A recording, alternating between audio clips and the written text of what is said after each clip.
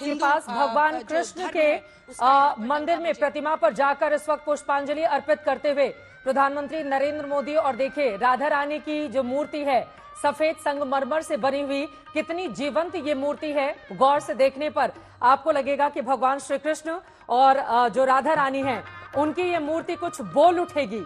ये अपने आप में अद्भुत तस्वीरें हैं जिसके बारे में एक एक जानकारी प्रधानमंत्री नरेंद्र मोदी वहां पर जो लोग स्वामी नारायण संप्रदाय से जुड़े हुए हैं वो लोग विस्तार से उनको जानकारी दे रहे हैं। और एक एक जो मंदिर का स्वरूप यहाँ पर दिया गया है, भगवान जी को स्थापित किया गया है, वहां पर जाकर अंजना प्रधानमंत्री जी न सिर्फ पुष्पांजलि अर्पित कर रहे हैं बल्कि मूर्ति को किस तरह से नक्काशी की गई, उनमें क्या क्या खासियत है, पूरे विस्तार से उसकी जानकारी भी यहाँ पर लेते हुए दिखाई दे रहे हैं। अंजना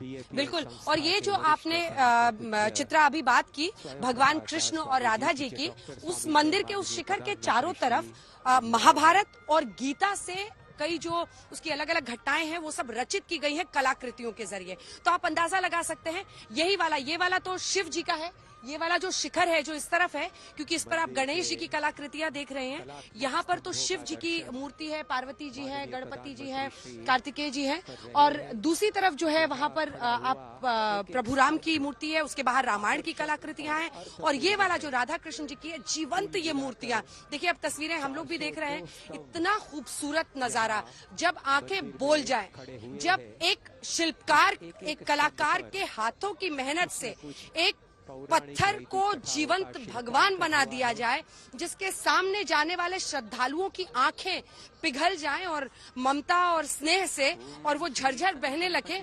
यही एक शिल्पकार की भूमिका होती है। और यही शिल्पकारों ने लगातार, जब मैंने इनसे बात की, ऐसा यहाँ पर तापमान रहता है, मोबाइल बंद हो जाता है, 55 डिग्री का तापमान, कई बार उससे भी ऊपर, रेगिस्तान के बीचों बीच जिस तरह से इन्होंने एक खुली जगह में इस भव्य मंदिर का निर्माण किया है।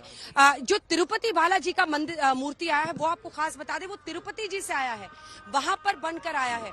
ऐसे ही जगन्नाथ, भगवान जगन्नाथ का जो आया है, जिसके बाहर पूरे जगन्नाथ यात्रा की, रथ यात्रा की तस्वीरें शिल्पकारी से उकेरी गई हैं, वो भी पुरी से बनकर आया है।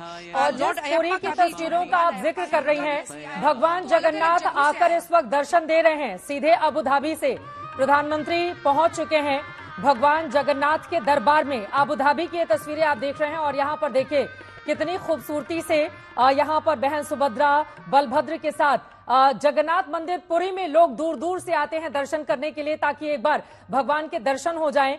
और आपको बताते चले, एक तरफ जगन्नाथ मंदिर और दूसरी तरफ उसका छोटा सा स्वरूप भगवान कृष्ण को समर्पित ये मंदिर इस वक्त अबू धाबी की इन तस्वीरों में आपको दिखाई दे रहा है।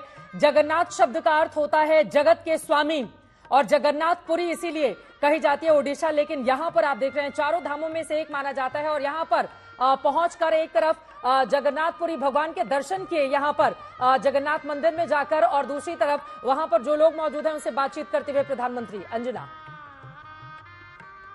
बीएपीएस संस्था के ये देखिए बहुत बड़ा दिन है और इस मंदिर में कई लोगों का योगदान है। एक बात जो शायद बतानी बहुत जरूरी है वो एक बार फिर यही है कि अयोध्या से लेकर अबू धाबी तक, एक बच्ची ने हमें कहा कि अयोध्या में प्राण प्रतिष्ठा हुआ था तो हम प्रभु राम को वहां से खींच के अबू धाबी ले आए हैं। देखिए क्या क्या जोड़ता है अयोध्या और अबू धाबी को। अयोध्या में भी मंदिर का निर्माण आम भक्तों के पैसे से हुआ है, उनके सहयोग से हुआ है, उनके दान से हुआ है। श्रमवीर जो अलग अलग जगहों से आए थे और जो कार सेवा कई वर्षों से लोग कर रहे थे, पत्थर वहां लाए गए थे, वो सबसे हुआ। यही ठीक अबू धाबी में भी है। आज अगर आप एक भव्य नजारा देख रहे हैं तो यहाँ पर जो आम भक्त हैं उनके दान से, ये पैसे से ये निर्माण हो रहा है। किसी सरकार का, हाँ, जमीन जरूर दी गई, 27 एकड़ जमीन शेख मोहम्मद बिन जायद अल नाहयान यहाँ के राष्ट्राध्यक्ष ने दी, लेकिन जो मंदिर का पूरा निर्माण हुआ है और कल्पना किया जा सकता है कि कितना खर्च इसमें हुआ होगा। ये देखिए ये जो अभी आप भगवान की पूजा करते हुए, प्रधानमंत्री को लोकार्पण करते हुए इन तमाम मूर्तियों की देख रहे हैं, प्रतिमाओं की देख रहे हैं, तो ये आस्था, ये विश्वास और शिल्पकारों ने जिस तरह की मेहनत की है उसी का आज नतीजा है। है। जितने लोग स्वामीनारायण इस पूरे संगठन से जुड़े हुए हैं उनसे भी पीएम संपर्क में रहे हैं। जो यहाँ पर मंदिर बना रहे थे उनसे भी संपर्क में है। भारी तादाद में सबसे ज्यादा लोग यहाँ पर राजस्थान गुजरात के आए हुए हैं, ओडिशा के भी लोग आए हुए हैं, बिहार के लोग हैं, यहाँ पर तमिलनाडु के भी कुछ लोग हैं। तो अलग अलग जगहों से जिसको जो बन पड़ा सबने अपना सहयोग दिया है और प्रधानमंत्री इसीलिए सबसे बात करते हुए सबका सहयोग लेते हैं। एक बार जल्दी से मैं, चूंकि पीएम अभी वहां पर पूजा कर ही रहे हैं और जो ये वाद्य यंत्र आप सुन रहे हैं दक्षिण भारत से प्रेरित लेकिन ये देखिए ये जो बच्चे, एक बार आप लोग हाथ हिलाइए, वहां से हाथ हिलाइए। ये देखिए ये बच्चे हैं। इन बच्चों ने 1 साल तक जो त्याग किया है वो आपको जरा सुनाते हैं। इन बच्चों ने 1 साल तक पिज्जा छोड़ा, चॉकलेट, टीवी, मोबाइल। इन्होंने कहा हमने ये चारों चीजें छोड़ दी थी और हम सिर्फ किताबें पढ़ते थे अच्छी अच्छी, और हर संडे को, हर रविवार को यहाँ पर आकर श्रमदान करते थे, कार सेवा करते थे।